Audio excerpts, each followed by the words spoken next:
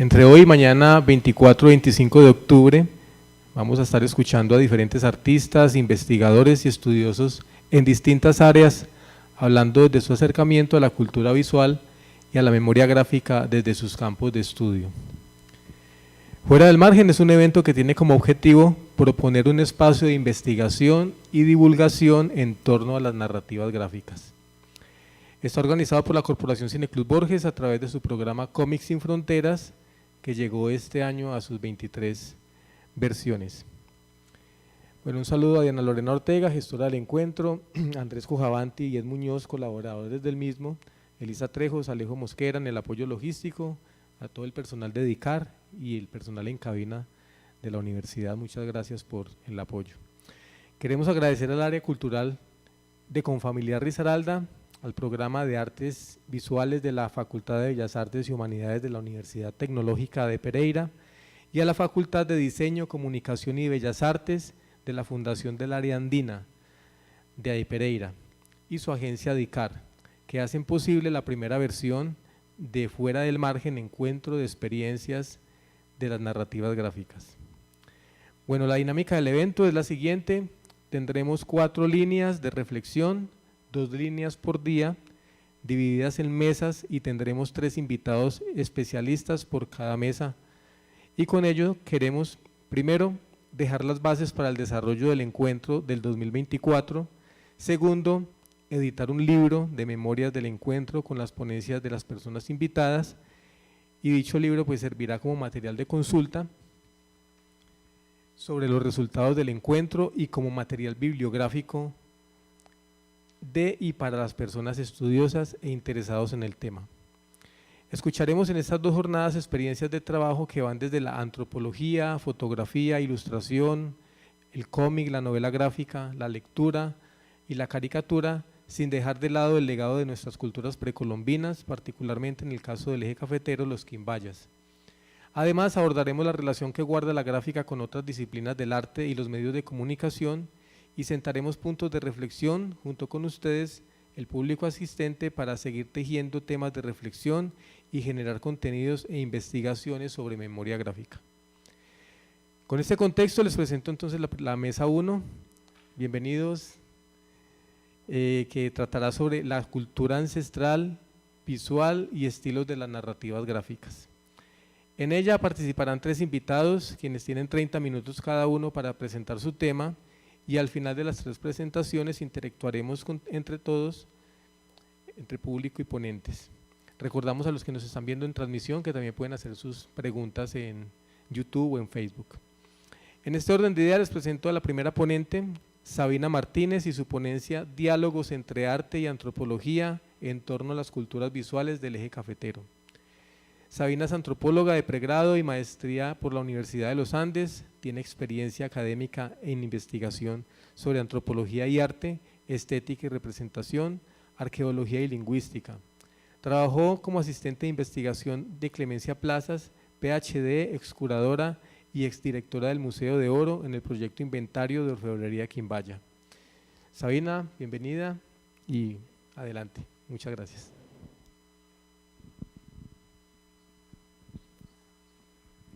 Muchas gracias, Nelson. Buenos días. Creo que yo paso las diapositivas, Diana. Muchísimas gracias. Bueno, en primer lugar quiero agradecer a Nelson y a Diana, a la Corporación Cineclub Borges, a Cómics sin Fronteras, a la Fundación Universitaria del Área Andina y demás organizadores de este encuentro, por supuesto a mis compañeros ponentes. Mi ponencia se titula Diálogos entre arte y antropología en torno a las culturas visuales del eje cafetero. Entonces, ¿por qué darle espacio a la antropología en un encuentro sobre narrativas gráficas? Primero, quiero compartir una definición, porque quizás haya personas que no estén familiarizadas con esta disciplina. Mi definición favorita de antropología es la más sencilla que conozco y es la ciencia social que estudia todo lo relativo a lo que significa, a lo que significa ser humano, todo lo relativo a lo que significa ser humano. Entonces, el cuerpo, la alimentación, la evolución de nuestra especie, antropología biológica, la manera perdón, en la que nos comunicamos, lingüística, nuestra forma de organizarnos, nuestras relaciones sociales, las instituciones, antropología social, nuestras creencias, valores, cosmología, etcétera, antropología cultural, y por supuesto los vestigios de nuestras acciones en el pasado, la arqueología.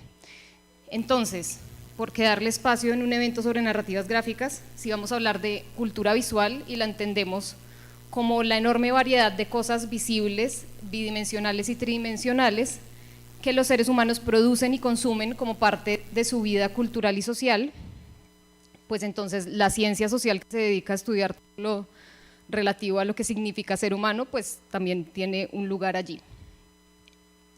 Entonces, a este encuentro, digamos, llegué precisamente por esa experiencia que tengo pues en las relaciones y los cruces entre arte y antropología. Y también por los conocimientos y la experiencia en el área de arqueología, especialmente orfebrería quimbaya temprana. Sin embargo, quería aprovechar esta oportunidad de la primera versión del encuentro fuera del margen, precisamente como decían nuestros presentadores, para, digamos que, poner un panorama que quizás inspire distintas formas en las que se pueden relacionar artes, ciencias sociales, no solo la antropología, pero pues es de la cual yo vengo, y no quedarme en un solo caso de estudio. Entonces, voy a pintar un pequeño, breve panorama de la relación histórica entre estas dos disciplinas y lo voy a hacer a través de unos ejemplos. Voy a empezar, por supuesto, con lo quimbaya, entonces, para que pensemos un poco en el imaginario de lo quimbaya, en el imaginario popular, un ejemplo de arte gráfico específicamente, y algo del registro arqueológico. Después un ejemplo de arte plástico contemporáneo con dos artistas colombianos, después un ejemplo de inscripción y desinscripción en el arte con un ejemplo del Ecuador, y después con un ejemplo de novela gráfica titulado Caminos Condenados. Pues como ya lo dije, estos, digamos, algunos de los ejemplos no son exactamente del eje cafetero, pero los traigo aquí a colación porque creo que pueden servir para oportunidades creativas y de inspiración, como ya lo dije, entre estas dos disciplinas o para futuras experimentaciones o simplemente como referencia. Entonces, me gustaría que pensáramos qué es lo quimbaya. Entonces, cada quien durante 10 segundos, ¿qué se le viene a la mente, ahí como personalmente? Las 3 primeras cosas que se les vienen a la mente cuando piensan en quimbaya o lo quimbaya. Ahí les doy unos segunditos, como para que las identifiquen.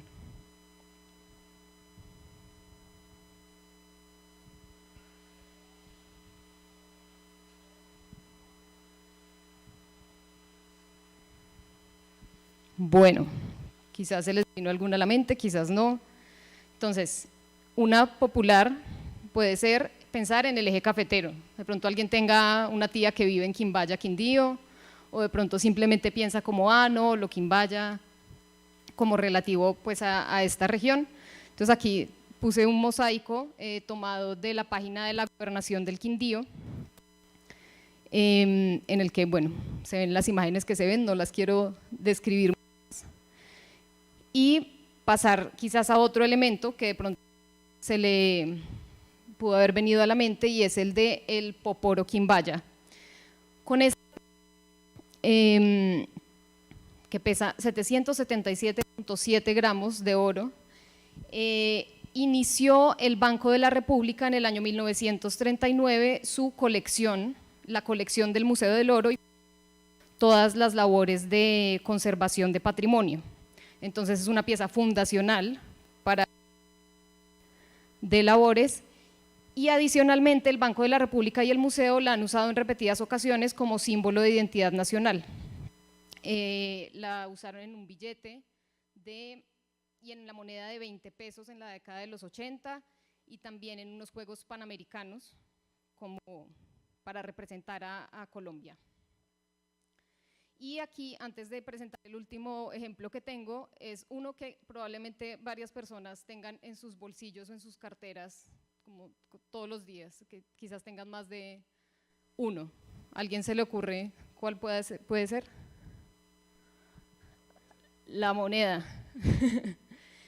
La moneda de 200 pesos fue un diseño del arquitecto y artista gráfico, diseñador gráfico, Dicken Castro, y en el canto de la moneda podemos ver que ahí mismo indica motivo Quimbaya.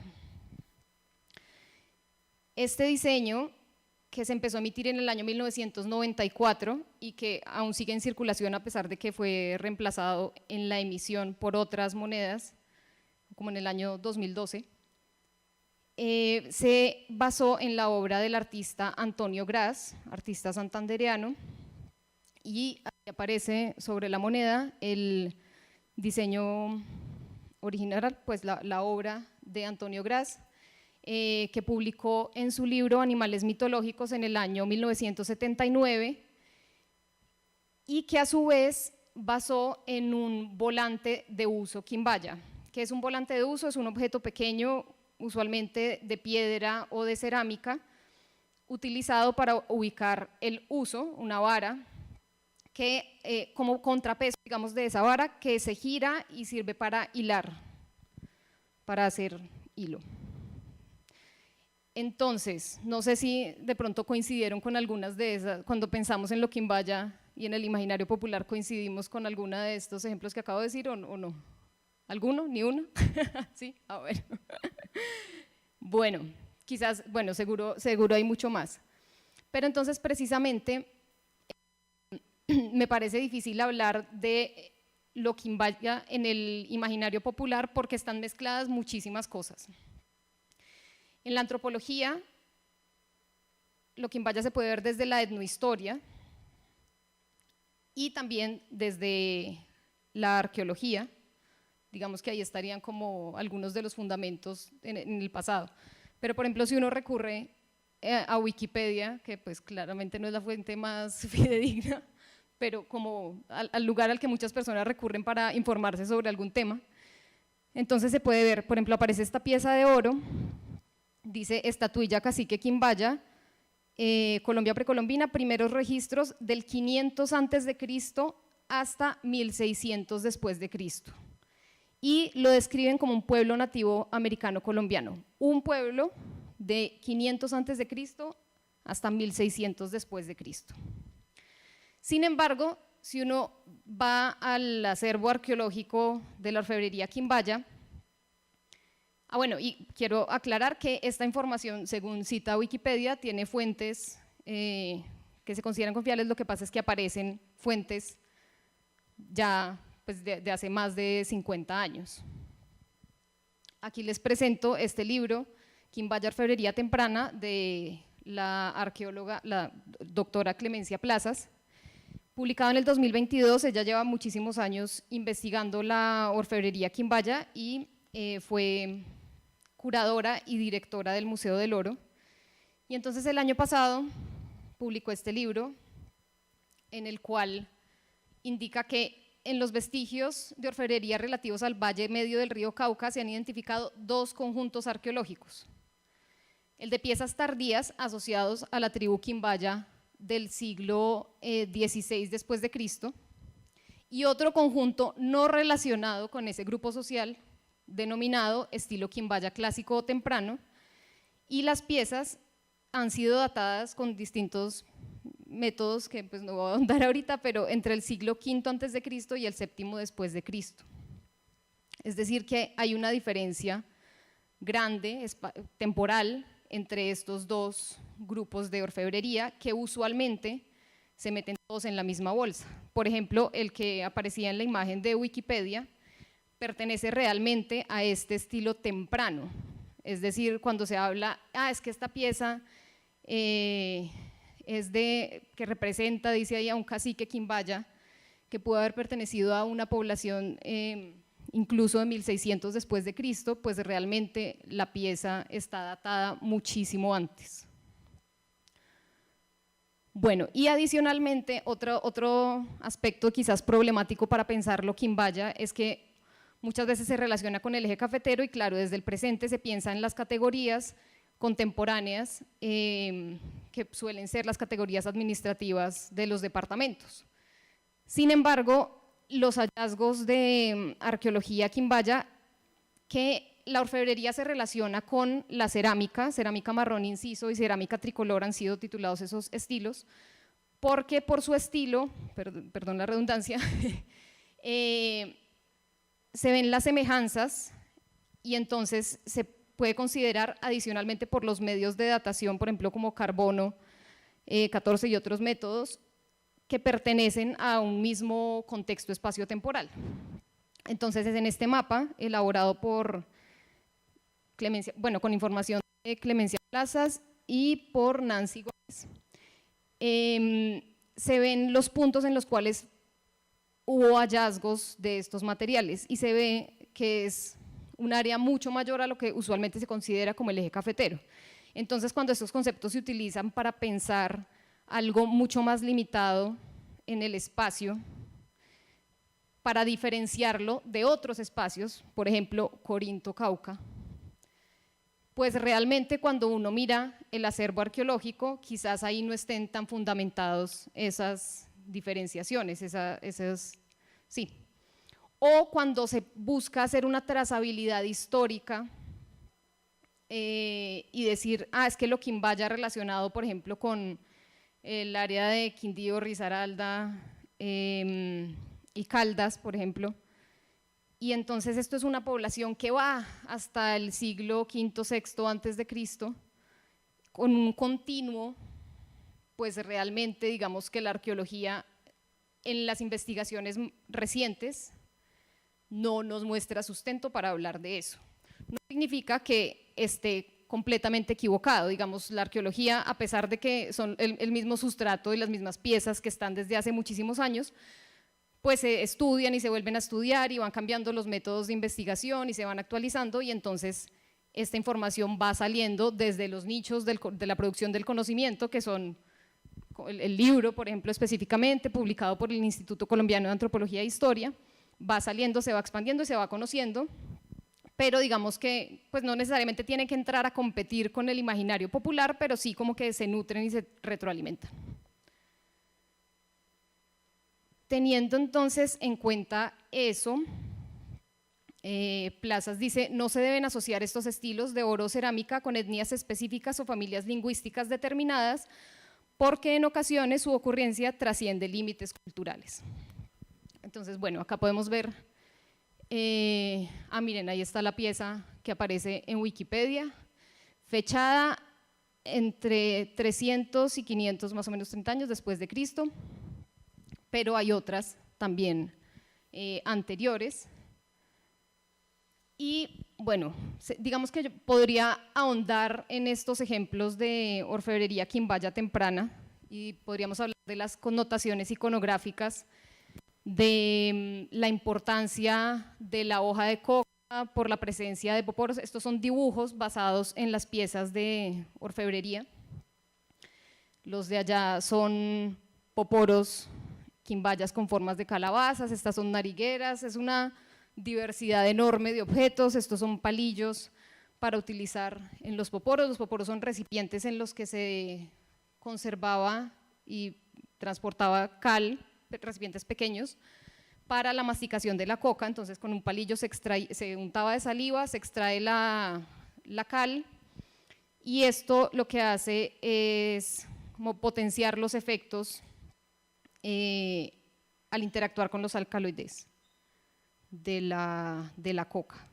Entonces también se podría hablar, por ejemplo, de la representación de tanto de figuras masculinas como femeninas, de la importancia del banco para pensar y como la relación entre el conocimiento ancestral y la práctica del consumo y la masticación de la hoja de coca, de la importancia que se le daba a la fecundidad femenina a raíz de la representación, por ejemplo, de los genitales femeninos, representados usualmente mucho más grandes, por ejemplo, en esta figura de acá se ve más claramente, respecto al cuerpo y también en comparación con los genitales masculinos, por ejemplo.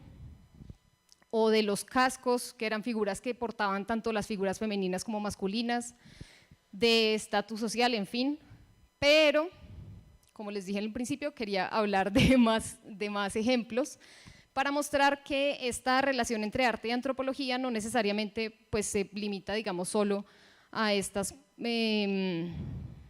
a hablar de lo precolombino o a hablar de lo étnico necesariamente, sino que es un universo más grande. Entonces, para cerrar este ejemplo pues, de lo precolombino, terminemos de hablar de Antonio Gras, que nació en Oiva, Santander, y cursó estudios de artes plásticas, bellas artes, gráficas y grabado. Él trabajó para el Museo del Oro, entonces hay una relación ahí explícita, y como les dije, en 1979 publicó el libro del cual Dicken Castro tomó el diseño para la convocatoria que hizo el Banco de la República para las monedas y que finalmente terminó en nuestros bolsillos. Es este, que ha sido interpretado como aves, como unas aves, pero también hizo estudios sobre los rostros. Entonces, por ejemplo, estos dibujos inspirados en orfebrería y cerámica quimbaya, o estudios sobre el círculo en lo precolombino. No solo se dedicó a estudiar lo quimbaya, sino distintos estilos arqueológicos también. Y aquí se ve entonces un aspecto muy importante de la relación entre arte y antropología, y es que el cuestionamiento sobre lo que se considera arte y que no, el debatir e interrogar o también crear categorías como bellas artes, arte prehistórico, arte primitivo, qué es artesanía, digamos esa categorización y esa jerarquía. Los etnólogos, antropólogos y arqueólogos ya habían prestado atención a las cualidades formales de la cultura material no occidental. Recordemos que pues, esta es una disciplina, la antropología, que viene de Europa, pero fueron los artistas, especialmente fauvistas y cubistas, quienes a principios del siglo XX valoraron las cualidades estéticas de estas piezas. Entonces fue esa relación entre arte y antropología también la que permitió estas nuevas concepciones respecto a estos objetos, bueno, y a otros. Y adicionalmente, además de estas preocupaciones, la antropología moderna se ha aproximado al arte para interrogarlo en cuanto a medios técnicos, contextos geográficos y temporales y sus funciones sociales. Entonces, este es un tipo de relación. Uy, ¿qué hice? Me salté una. Y aquí, pues brevemente, otros dos ejemplos, uno similar al de Antonio Gras. Este fue publicado por el SENA, es un trabajo que realizaron estudiantes del Centro Nacional de Artes Gráficas, publicado en 1980, y ahí se indican que el fin es aportar a los artesanos, repujadores, talladores y diseñadores un material gráfico inspirado en la figurativa indígena, y que era con fines puramente pictóricos, no investigativos. Entonces esto estaba desprovisto de cualquier contexto, simplemente decía, por ejemplo, Poporo de oro, cultura quimbaya. Esta es una ilustración, y en una inferior dice Poporo estilizado, como a manera de inspiración. Eso es otro tipo de relación pues, que hay ahí entre las disciplinas. Y esta es una que va a tener lugar esta semana, que encontré por ahí, que es de un semillero de investigación de la Universidad Nacional de Colombia, un taller de dibujo gratuito, dibujo artístico para estudiantes de antropología. Entonces ahí es como un ejemplo de formas en las que se pueden nutrir las disciplinas entre sí. Bueno, otro ejemplo, el del arte plástico contemporáneo. Entonces, dos artistas en Artbo, la Feria de Arte Contemporáneo de Bogotá, 2016, que en la sección Arte Cámara, que en esa versión se titulaba Localizaciones, Lugares, Locales y Dislocaciones, tenían estas instalaciones. Entonces, a la izquierda tenemos la obra de García Brand Project, de Camilo Guerra Telles, y a la derecha 1965, Mientras tanto, de Breiner Huertas. Entonces, en el primer caso, uno ingresaba a la instalación, que es como esa allá de la izquierda, y entonces se encontraba con una serie de fotografías, objetos que parecían ser oficiales, documentos, decía República de Colombia, Intendencia Regional del Caquetá, información que claramente decía étnica, fotografías en las que se podían ver sujetos indígenas, fotografías en blanco y negro, sellos, en fin, todo como con un aspecto museológico muy tradicional, pero entonces era muy extraño ver esto en la Feria de Arte Contemporáneo de Bogotá 2016, como porque estoy viendo esto acá. Y Guerra lo pensó como un archivo museo sobre el Caquetá, y entonces el artista indicaba que García Brandt era un antropólogo colombo-francés que vivió a principios del siglo XX, quien contactó entre 1935 y el 49 a los pobladores indígenas de la serranía de Chiribiquete, en Caquetá, conocidos desde el siglo XVII como yorumas.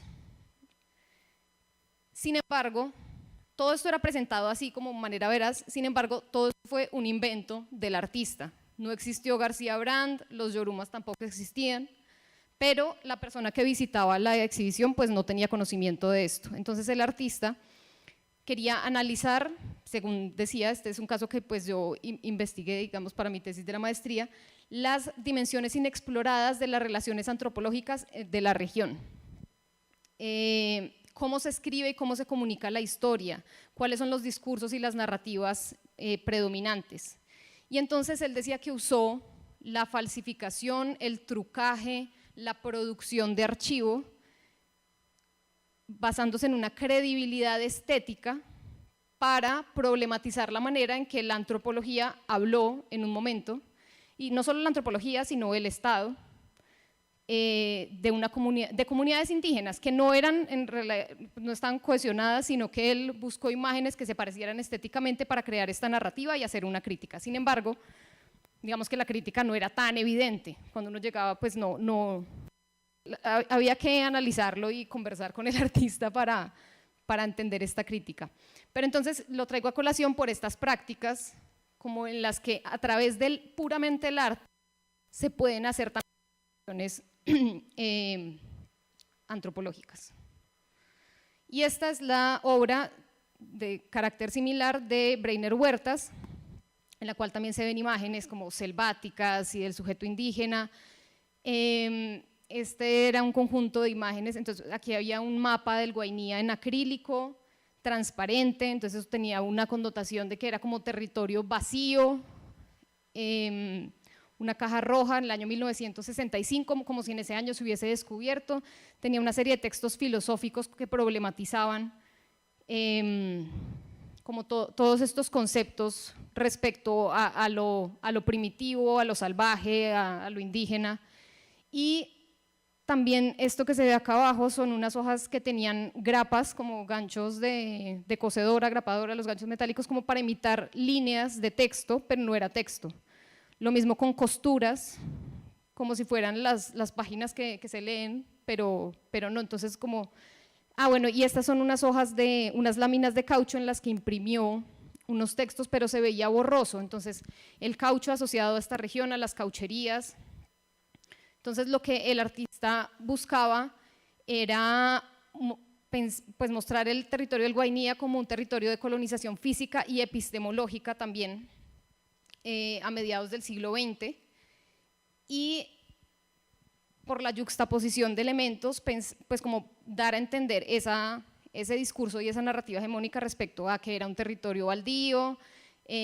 También había cosas relacionadas con el arte, entonces que el arte debía ser intuitivo pero no instintivo, entonces el arte y las bellas artes en el marco de Artbo 2016 versus lo instintivo, ¿no? Y esto habla de otro momento histórico en la relación entre el arte y la antropología, porque la antropología en sí misma ya se había dado esa crítica, o sea, la habían hecho los artistas, también el mundo del arte, especialmente el movimiento vanguardista, criticó la escritura antropológica por su discurso objetivo generador de otredades y sus pretensiones de mediación cultural. Entonces esa relación entre arte y antropología dio una tensión muy interesante y los antropólogos tuvieron una crisis de la representación, y dentro de las mismas, digamos, filas de los profesionales hubo un giro reflexivo y empezaron a pensar como, sí, esto es problemático, la manera en la que hemos estado construyendo un sujeto otro, distinto, muchas veces inferior, al reconocer y criticar las propias formas de la autoridad etnográfica y la escritura como mecanismo privilegiado. Entonces hubo un movimiento titulado Writing Culture, o escribir la cultura, en la que se pensaba como por qué se privilegia siempre el texto como mecanismo para hablar de lo que significa ser humano. Y porque además esa ya crea barreras, ¿no? Y especialmente entonces, por ejemplo, el idioma privilegiado, el inglés, en fin. Entonces, también estos artistas son, pues estas obras que les quería mostrar son ejemplo de que artistas y antropólogos son practicantes que se apropian de y representan a otros, y aunque sus prácticas de representación han sido diferentes, tanto libros como obras de arte son adiciones creativas al mundo, y ambos son traducciones complejas de otras realidades. Entonces, en este caso, estos dos artistas no se apropiaron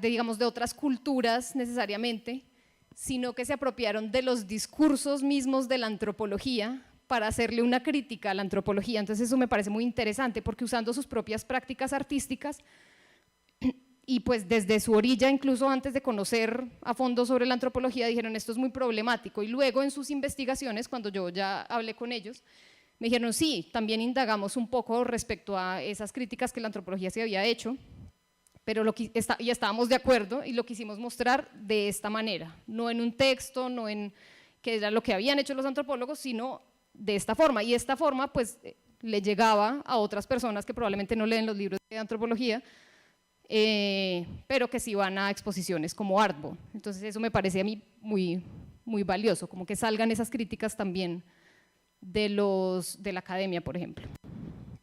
Bueno, otro ejemplo es el de Full Dollar Collection de X Andrade y Víctor Hugo Dompili Escalante. Este es del Ecuador, en este no me voy a demorar tanto, pero digamos que X Andrade es antropólogo, él fue el fundador de la primera maestría en artes visuales, de antropología visual, perdón, primera maestría en antropología visual en Latinoamérica, y don Pili, Víctor Hugo Escalante, es un rotulador de playas, un lugar en Ecuador, y entonces rotuladores hace los rótulos para distintos negocios y para las lanchas del lugar en el que vive.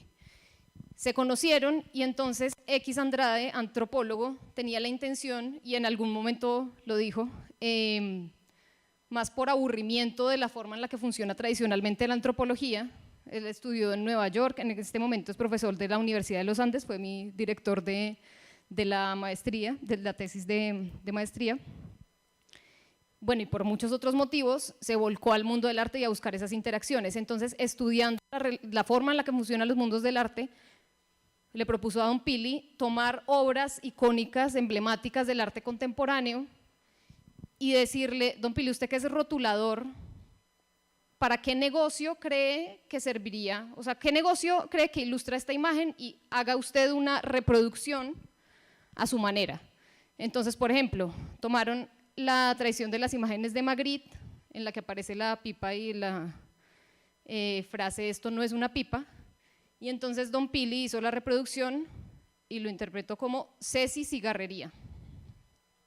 O tomó esta obra de Jeff Koons, ahí aparece el artista junto a la obra Michael Jackson and Bubbles, y hizo una reproducción pues en pintura, creo que se llamaba Miguelito y su mono, o su monito, algo así. Acá hay otros casos, entonces aparece este que es una fotografía de una pieza pues tridimensional en la cual Damien Hirst tenía un tiburón de verdad, embalsamado creo en una técnica, pero entonces al ver la imagen, la obra resultante fue Los auténticos ceviches de Damián. Esta es otra academia militar, Betty Bond, basada en una obra del artista Raymond Pettibon. Y entonces, este es uno de los proyectos de Full Dollar, que se llama The Full Dollar Collection of Contemporary Art. Esta es la primera sede, por ejemplo, que tuvo esta iniciativa, que se ve que es un edificio en ruinas en la ciudad de Guayaquil, y todo esto también es como una crítica a cómo funcionan los mundos del arte.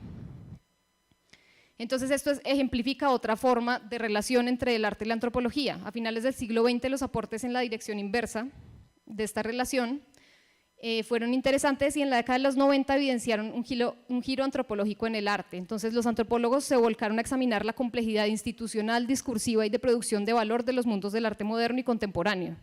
Esto, por supuesto, no solamente puede ocurrir en los mundos de arte plástico, sino también arte gráfico, literatura, en fin. Y también problematizaron, tanto artistas como antropólogos, los límites y afinidades entre estas disciplinas como campos de producción de conocimiento y valor respecto a la actividad cultural. Y por último, Caminos Condenados, que quizás varias personas lo conozcan, una publicación de 2016 de Cohete Comics, que hace parte de Laguna Libros, de la Pontificia Universidad Javeriana. Y Caminos Condenados es una novela gráfica sobre las contradicciones del posconflicto en Colombia, problemáticas recientes de Montes de María, a través de interacciones entre un grupo de investigadores y líderes campesinos. Ya regreso a esta imagen, pero quiero como aclarar un poco de qué más se trata. Estos son textos, un texto que aparece en el epílogo, que son 3 páginas. El resto es novela gráfica. Entonces dice: diálogo entre la producción académica y la narrativa gráfica, creyendo que el conocimiento generado dentro de las universidades necesita nuevas formas de expresarse y de pensarse a sí mismo. Este ejercicio de cómic de no ficción se hizo a partir de 3 años de investigación etnográfica y colaborativa en el marco de unos centros académicos. Y también indican que en esta novela gráfica las problemáticas del despojo cotidiano en Montes de María exceden una argumentación académica y buscan tender puentes más directos con el lector. Los globos y las viñetas permiten recrear una realidad que usualmente se representa como ajena y lejana. Ellos, tomaron una investigación social. Diana Ojeda no es antropóloga, ella es economista e historiadora con doctorado y maestría en geografía, me parece.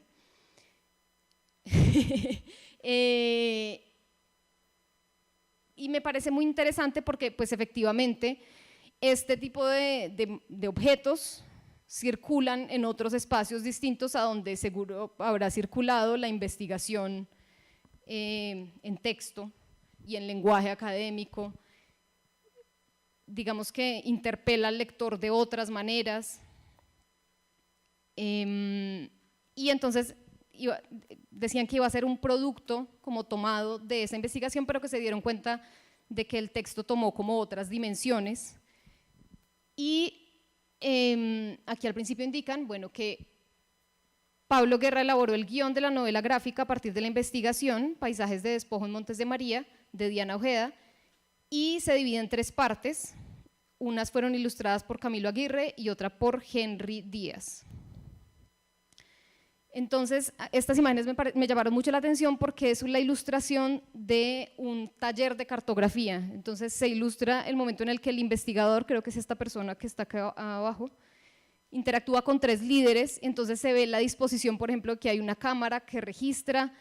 Se ve que en esta ocasión estaban todas las personas en un mismo espacio, al mismo nivel, no estaban dando un taller así como estamos nosotros en este momento, digamos que pone en el centro a otra persona, sino que había un diálogo. Ahí arriba se muestra la indicación del investigador. Entonces les pregunta cómo les gustaría que fuera la región de aquí a unos años, y una persona responde: hombre, todo lo que uno quisiera.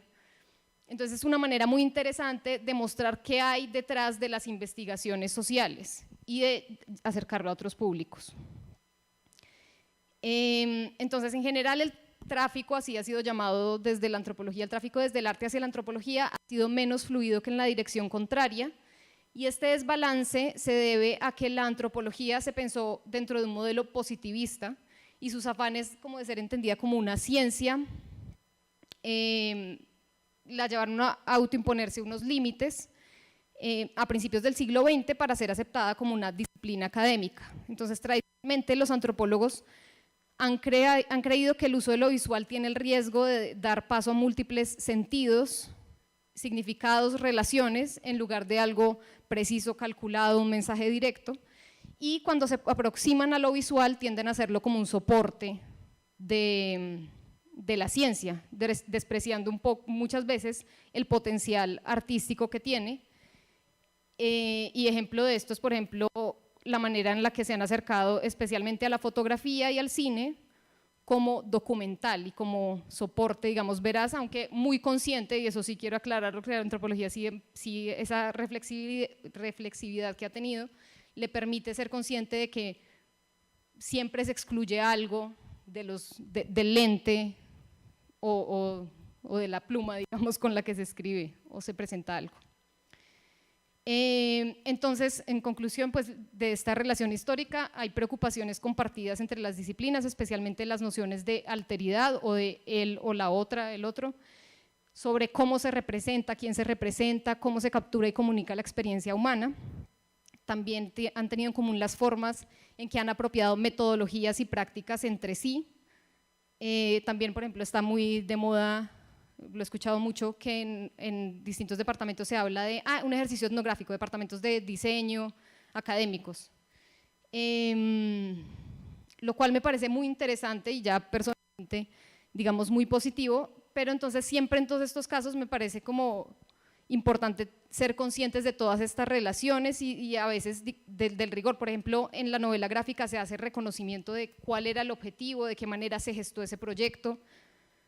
Y por último, los diálogos interdisciplinares por medio de la experimentación, y este último aspecto es fundamental debido a que es muy fértil para generar fricciones productivas. No todas estas relaciones ni tiene por qué ser pues la más agradable y de consensos, y de hecho hay fricciones productivas y pueden salir cosas interesantes de estas tensiones y quizás trascender, así sea momentáneamente, los conflictos o limitaciones y ampliar los campos de la antropología y del arte, tanto en sus intersecciones como por separado. Entonces, bueno, con esta presentación quería como dejar unas referencias para diálogos productivos entre estas disciplinas, quizás despertar inquietudes que puedan resultar en formas novedosas de generar y divulgar conocimiento. Decir que, según mi perspectiva, la antropología está expectante para tener estas interacciones. Por supuesto, no todos los antropólogos y antropólogas, pero es una disciplina que se ha pensado mucho sus formas, de los lugares de los que viene, en fin, y que ha buscado experimentar, especialmente en este siglo. Entonces, también la propuesta de que sirva para que se haga no solo sobre el eje cafetero y las narrativas gráficas, por ejemplo, sobre el cafetero, sino desde el eje cafetero, no solo ver la relación, por ejemplo, de esa ancestralidad, sino también, yo sé que pues ya lo han pensado por supuesto, pero en la relación entre arte y antropología me refiero específicamente, que se pueda pensar también desde el eje cafetero nuevas posibilidades, y de hecho, bueno, por supuesto esto no incluye todo el universo de cosas que hay. Estábamos hablando ahorita con Ana María del artista Johnny López, que también, bueno, muestra rasgos similares de esta relación, y sí, como la oportunidad, aprovechar esta oportunidad de Fuera del Margen 2023 y Cómics Sin Fronteras, que como habían dicho, se abren nuevas posibilidades en los próximos años. Entonces quería dejar como esos puntos de inspiración quizás para sacar nuevas formas de pensarlo de las narrativas gráficas. Y eso era todo. Muchas gracias. Estas eran las referencias e imágenes. Gracias.